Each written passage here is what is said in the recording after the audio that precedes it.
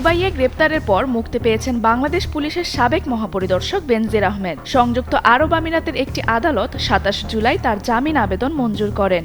এ সময় বেশ কিছু শর্তও জুড়ে দেন বিচারক। পরে ৩০ জুলাই প্রয়োজনীয় আইনি প্রক্রিয়া শেষে তিনি কারামুক্ত হন। কারামুক্তির পর বেনজির আহমেদ গণমাধ্যমকে জানান, আদালতের নির্দেশ অনুযায়ী তিনি জামিনে মুক্তি পেয়েছেন এবং শারীরিকভাবে সুস্থ আছেন। তবে চলমান আইনি প্রক্রিয়া নিয়ে এই মুহূর্তে বিস্তারিত মন্তব্য করতে চাননি। দুবাইয়ের একাধিক সূত্র জানায়, জামিনের ক্ষেত্রে আদালত কয়েকটি শর্ত আরোপ করেছেন। এর মধ্যে বেনজির আহমেদের পাসপোর্ট আদালতের হেফাজতে থাকবে এবং আদালতের অনুমতি ছাড়া তিনি সংযুক্ত আরব আমিরাত ত্যাগ করতে পারবেন না।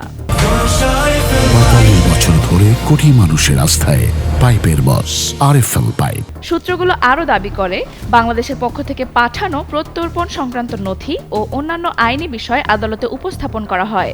উভয় পক্ষের শুনানি শেষে আদালত শর্ত সাপেক্ষে তাকে জামিন দেওয়ার সিদ্ধান্ত নেন। তবে এ বিষয়ে দুবাই কর্তৃপক্ষ আনুষ্ঠানিকভাবে কোনো বক্তব্য দেয়নি।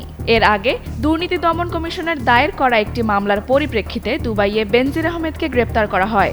দুবাই পুলিশের সহায়তায় এবং আন্তর্জাতিক পুলিশ সংস্থা ইন্টারপোলের সহযোগিতায় তাকে আটক করা হয়। গেল ১২ জুন এক চিঠির মাধ্যমে বাংলাদেশ কর্তৃপক্ষকে বিষয়টি জানায় দুবাই পুলিশ।